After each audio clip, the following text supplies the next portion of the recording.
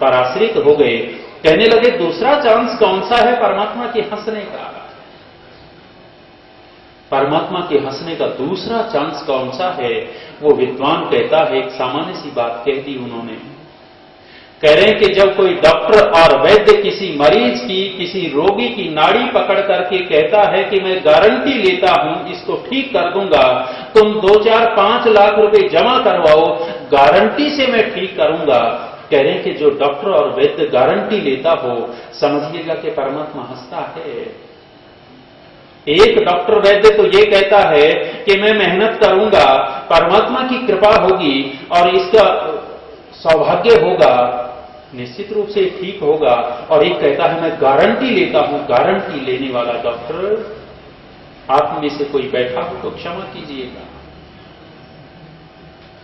वैद्य लुकमान कहते हैं बहुत बड़ा हुआ वैद्य अंतिम सैया पर लेटा हुआ था, मरने वाले हैं। 2, 4, 10 शिष्य उनकी चारपाई को घेर करके बैठ गए। घेर करके बैठे, कहने लगे कि गुरुदेव अब तो तुम जाने वाले हो, जाते जाते कुछ उपदेश देकर के चले जाओ, उपदेश देकर के चले जाओ। वैद्य लुकमान बोलना चाहते हैं लेकिन आवाज नहीं निकल रही, आवाज नहीं निकल रही, तड़प रहे हैं। किसी शिष्य को याद आया कि अरे गुरुजी ने ऐसी गोलियां बनाई थी जो मरते समय किसी व्यक्ति के मुंह में डाल दी जाए तो 2, 4, 10 मिनट जीवित रह जाता है और बातचीत शुरू हो जाती है। याद आया तो शिष्य उठ करके लेने के लिए दौड़ने वाला था। वैद्य लुकमान ने वापस बैठाया कि भैया बैठो, दौड़ने की जरूरत नहीं है, नीचे बैठो। और कहते हैं लुकमान ने अपना मुंह खोल करके दिखाया तो शिष्यों ने क्या देखा? मुंह में गोलियों से मुंह भरा पड़ा है। वैद्य लुकमान संकेत करता है कि जिन गोलियों को खोजने के लिए दौड़े हो वो गोलियां तो पहले ही मैंने अपने मुंह में डाल रखी हैं, लेकिन अब तो अंतिम क्षण है, अंतिम घड़ी है, अब कुछ नहीं हो सकता। हरियाणा में एक पंक्ति चलती थी, हरियाणवी भाषा में रागनी गाया करते हुए, जिसकी टूट गई हरतें उस टूटी की बूटी कोन्या, ऐसा कुछ बोलते थे। जहां उसकी कड़ी टूट गई है तो कितनी दवाई खिलाते रहो, कितनी गारंटी लेते रहो, ठीक नहीं हो सकता। कहने लगे तीसरा चांस कौन सा है? वो कह रहे हैं कि तीसरा चांस ये है कि जब जब व्यक्ति, जिस परमात्मा ने हमें 2 भुजाएं पुरुषार्थ करने के लिए दी हैं, जब ये व्यक्ति अपने उस हाथ को मेहनत न करके किसी फटीचर के सामने जाकर के फैला करके दिखाता है कि देखना महाराज मेरा हाथ कैसा, मेरा भाग्य कैसा है, ईश्वर हंसता है। मेरा भाग्य कैसा है, देखना जरा लकीरों को कि क्या होगा। साथियों मैं अपनी बताता हूं, मेरी सुनो। बचपन में घर पे था, घर के बाहर था तो एक ज्योतिषी को मेरी मां ने बुलाया। मां ने बुला करके मेरा हाथ दिखवाया और हाथ दिखवा करके पूछा कि देखना कैसा क्या है। ज्योतिषी ने यह कहा कि माता जी तेरे बेटे के 2 विवाह होंगे, 2 शादियां होंगी, 2 शादियां होंगी और इसके हाथ में पैसे की, धन की लकीर नहीं है, धन की रेखा नहीं है। बचपन में सुन तो लिया, कुछ अता पता था नहीं कि मतलब क्या होते हैं। बड़े हुए शहर में रहने लग गया था। शहर में रहने लगा तो एक ज्योतिषी जा रहा था, मैंने भी उसको बुलाया और बुला करके स्वयं ही हाथ दिखा दिया। हाथ दिखाया तो उसने भी यही बताया कि भाई तेरे 2 विवाह होंगे और धन नहीं है, धन नहीं है। आज स्थिति क्या है? यदि ज्योतिषी जी सच्चे होते तो क्या होना चाहिए था?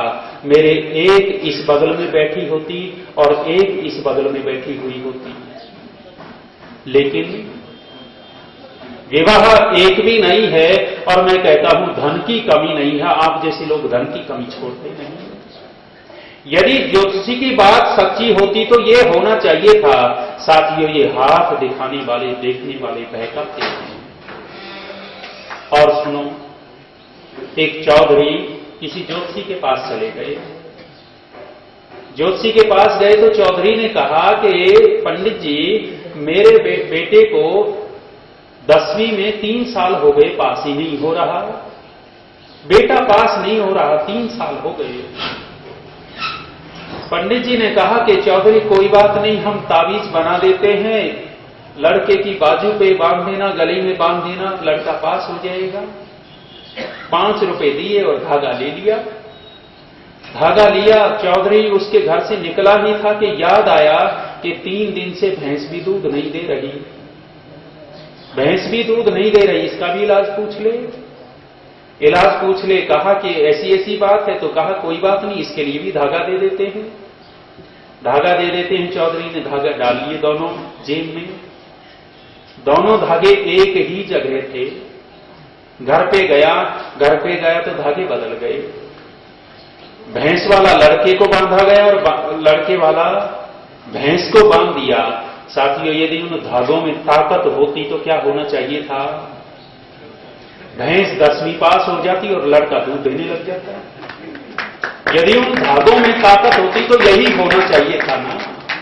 लेकिन हम क्या कर बैठे, इतने अंधविश्वासी हो गए कि वहां जा करके अपने पौरुष के ऊपर विश्वास नहीं करते, अपने विचारों के ऊपर विश्वास नहीं करते। हम कितने पराधीन हुए कि एक साधारण व्यक्ति के सामने जाकर के हाथ दिखाते हैं, उसको अपना ही अता पता नहीं है। यदि अपना अता पता होता तो सड़क के किनारे बैठता वो।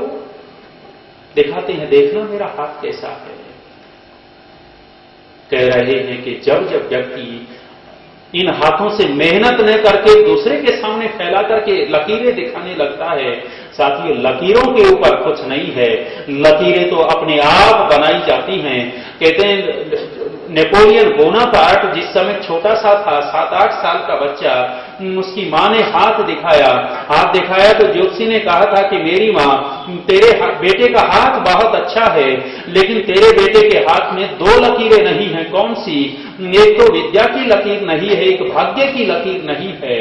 मां डर गई तो ज्योतिषी से पूछा था कि पंडित जी कोई उपाय है?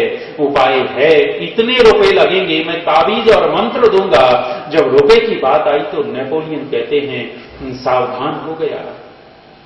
सावधान हुआ और कहने लगे कि नेपोलियन ने ज्योतिषी के हाथ से अपना हाथ झटका मार करके छुड़ाया, और झटका मार करके छुड़ाया। मन में सोच रहा था कि ये ठग है, मेरी मां से मेरे बाप की कमाई ठग करके लेके जाएगा। हाथ झटका मार के छुड़ा लिया। छुड़ा करके अंदर गया है घर में रसोई में गया। रसोई में जाकर के तेज छुरा चाकू उठाया और चाकू उठा करके अपने हाथ के ऊपर 2 चीरे लगा दिए। नाक को चीर दिया। रक्त टप टप हाथ से गिर रहा था। बाहर आया। कहने वाले कहते हैं बाहर आकर के उस नेपोलियन ने ज्योतिषी के गाल पे एक थप्पड़ लगा दिया। थप्पड़ मार करके कहा कि धूर्त पाखंडी, तू मेरी मां से मेरे पिता की पवित्र कमाई ठगना चाहता है, भाग यहां से। और अपनी मां को हाथ दिखाया कि मां देख, यदि तू लकीरों के ऊपर ही विश्वास करती है तो थोड़ी देर पहले तेरे बेटे के हाथ पर दोनों लकीरें नहीं थी, लेकिन अब दोनों लकीरें हैं। तेरा बेटा महान बनकर के दिखाएगा। और नेपोलियन का जीवन चरित्र पढ़ करके देखना। नेपोलियन ने लगभग 14 युद्ध अपने जीवन में किए थे, एक भी युद्ध हारा नहीं था।